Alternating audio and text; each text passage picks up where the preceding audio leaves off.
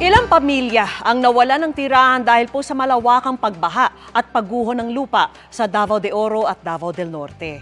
Para po maibsan ang kanilang kalbaryo, agad silang pinuntahan ng GMA Kapuso Foundation. Sa pantukan sa Davao de Oro, mahigit 1,000 ang nahatira ng tulong sa ilalim po ng Operation Bayanihan.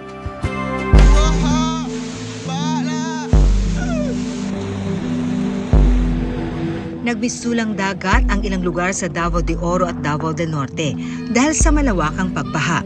May ilang lugar ding nagka-landslide at libo-libo ang inilikas. Yung isang araw pa to, guys. Dahil dyan, isinailalim sa state of calamity ang Davao de Oro at Davao del Norte.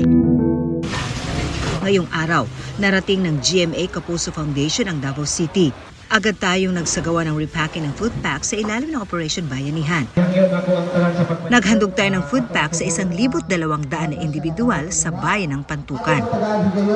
Katuwang natin sa proyektong ito ang 25th Infantry Battalion at 11th Regional Community Defense Group RESCOM ng Philippine Army. Dahilan talaga ng pagbaha at ng maraming landslide, especially sa mga daan, kasi yung walang tigil na ulan. So, 3 araw hindi tumigil yung ulan, kaya yun ang naging dahilan. At marami yung nasalantang mga bahay.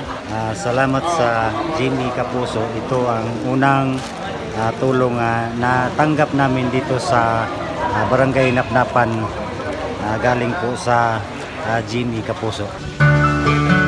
Sa mga susunod na araw ay magtutungo naman tayo sa bayan ng Nabunturan at Moncayo, Davao de Oro para maghatid rin ng tulong. Sa mga nais tumulong sa mga nasalanta ng malawakang pagbaha, maaari po kayo magdeposito sa aming bank accounts o magpadala sa Cebuano Lawyer. Pwede rin online via GCash, Shopee at Lazada.